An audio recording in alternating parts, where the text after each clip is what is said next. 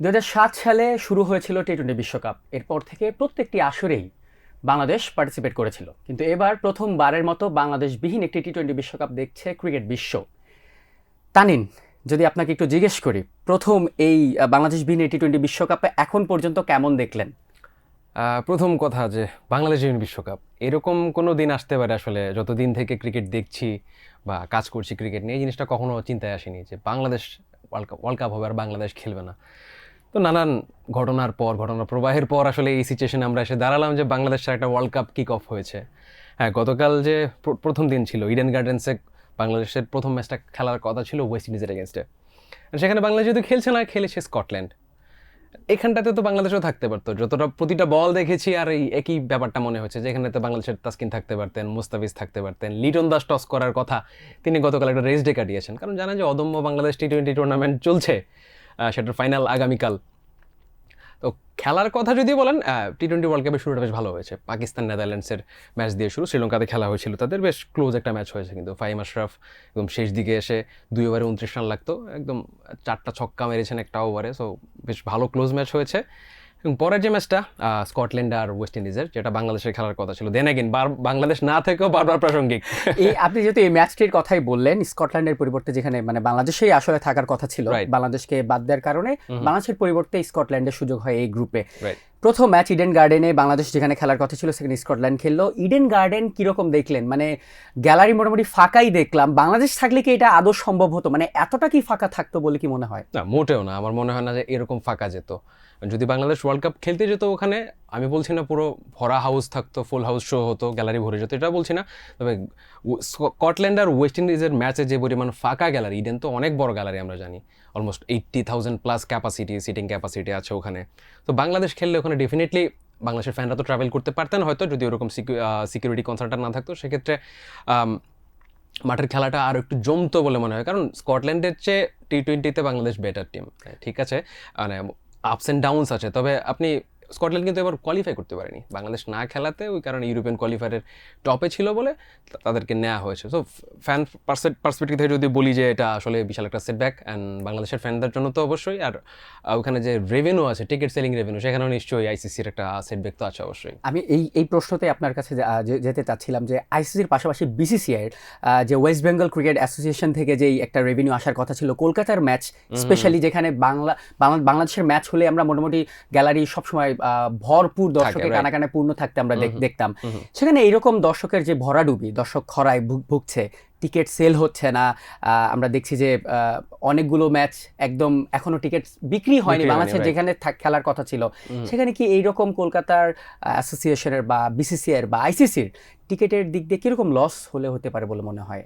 Idea এখন যদি সেদিন বলছিলাম যে কলম্বোর সিটিং ক্যাপাসিটি যেটা 35,000, ইন্ডিয়া পাকিস্তান ম্যাচ যেখানে হওয়ার কথা, এইখানে শেষমেশ যদি ম্যাচ না হয়, টিকিটের যে রেভিনিউ আসছে সেখান থেকে হয়তো অ্যারাউন্ড 40-42 কোটি রুপি খরচ লস হতে পারে।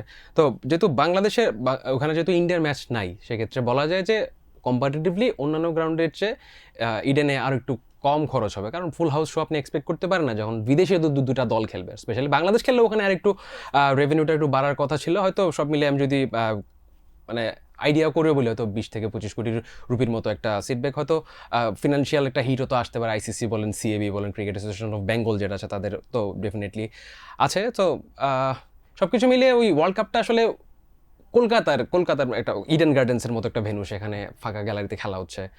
ইভেন রঞ্জিতেও কিন্তু রঞ্জি ট্রফির যে ম্যাচগুলো হয়, কিংবা বিজয় হাজার ট্রফি, কিংবা ভারতের যে ডোমেস্টিক টুর্নামেন্টগুলো, সেগুলো কিন্তু ভালো মানুষ হয়। এক্স্যাক্টলি। ওয়ার্ল্ড কাপের চেয়ে বেশি মানুষ কিন্তু তখন সেখানে খেলা দেখেছে। এবং গতকাল আসলে ম্যাচ ছিল অদম্য বাংলাদেশ টি-20। প্রেস বক্সে আমাদের কিছু সিনিয়র জার্নালিস্ট বলছিলেন যে ওয়ার্ল্ড কাপের চেয়ে বেশি দর্শক এখন মিরপুরের মাঠে। এই টপিক ধরে যদি একটু বলি যে আজকে বিশ্বকাপের ম্যাচ চলছে, কিন্তু বিশ্বকাপ নিয়ে যতটা না কথা হচ্ছে তার চেয়েও বেশি কথা হচ্ছে আইসিসির একটি মিটিং নিয়ে, যেখানে আইসিসির পাকিস্তান ক্রিকেট বোর্ড এবং বাংলাদেশ ক্রিকেট বোর্ডের সাথে একসাথে বসার কথা, সাথে অন্যান্য দেশের ক্রিকেট বোর্ডরাও থাকবেন।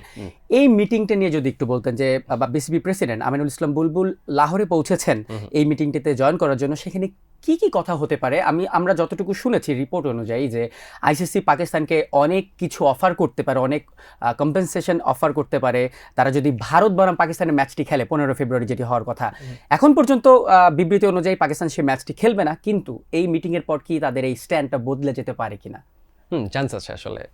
আগের ভিডিওতে আমরা কথা বলছিলাম, ইন্ডিয়া পাকিস্তান ম্যাচ নিয়ে যে কথা বলছিলাম আমরা, সেখানে সুনীল গাভাস্কারকে কোট করেছিলাম আমি। তিনি বলেছিলেন যে পাকিস্তানের যে নেচার, তারা ইউটার্ন করতেও পারে। এখন খুবই স্বাভাবিক, ইন্ডিয়া পাকিস্তান ম্যাচ মানে মানি মেকিং প্রজেক্ট আইসিসির জন্য, bid for ICC, bid for India, bid for Pakistan.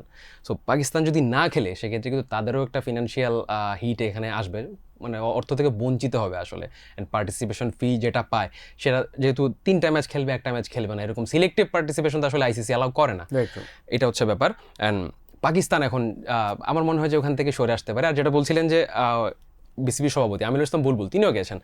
এখন আমি কিছু প্রশ্ন দেখছিলাম যে পাকিস্তান আর আইসিসির বিসিসিআই এর ব্যাপার, বাংলাদেশ কেন এখানে? এক্স্যাক্টলি, বাংলাদেশ কেন? খুবই যৌক্তিক ব্যাপারটা, কারণ বাংলাদেশকে ঘিরে কিন্তু পাকিস্তান এই স্ট্যান্ডার্ড নিয়েছে যে বাংলাদেশকে অনৈতিকভাবে কিছু ডাবল স্ট্যান্ডার্ড ডিসিশন সব কিছু মিলিয়ে, যে কারণে বাংলাদেশকে বাদ দিল। অ্যান্ড ওই থ্রুতে আসলে পিসিবি একদম গভর্নমেন্ট ডিরেক্টিভ থেকে একদম তাদের প্রধানমন্ত্রী যে আছেন শেহবাজ শরীফ, তার ডিরেকশনে ইন্ডিয়ার এগেনস্টে ম্যাচটা বয়কট করেছে সোফার। এখন জানি না শেষ পর্যন্ত ডিসিশনটা কী আসবে।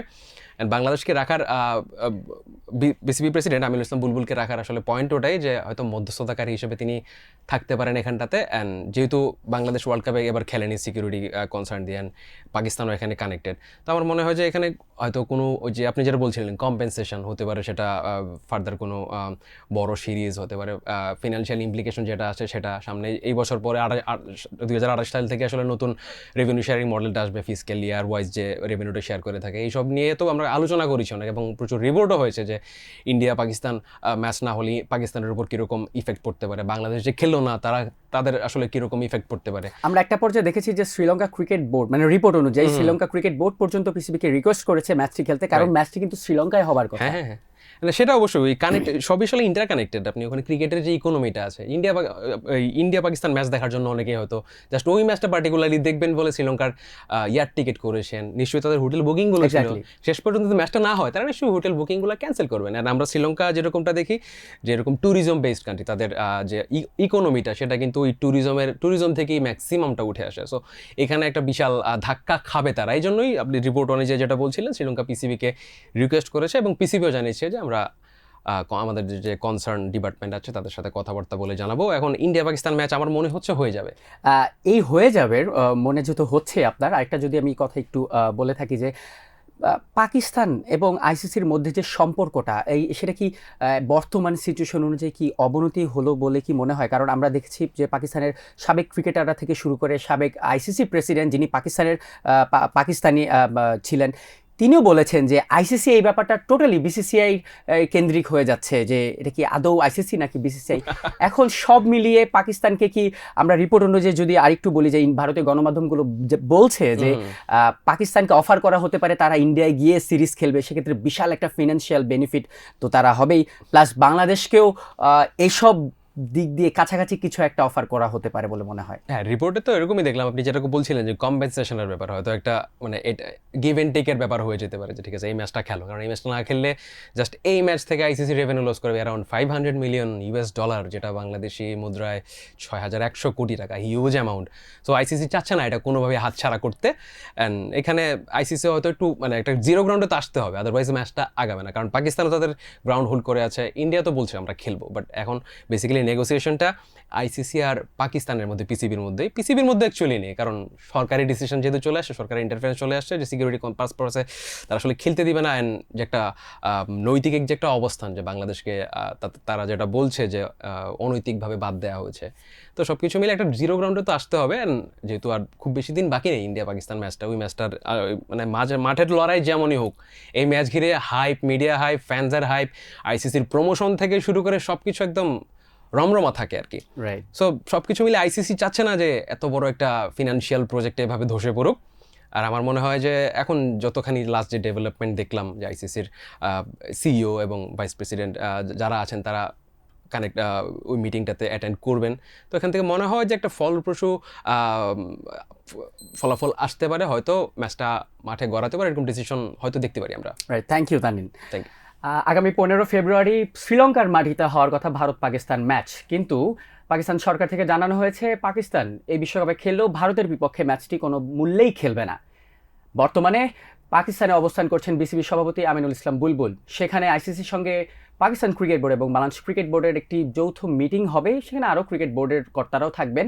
সেই মিটিংয়েই পরেই বোঝা যাবে যে অ্যাকচুয়ালি 15 ফেব্রুয়ারি শ্রীলঙ্কার মাটিতে ভারত পাকিস্তান ম্যাচ হবে কি হবে না। সেজন্য অপেক্ষা করতে হবে সবাইকে।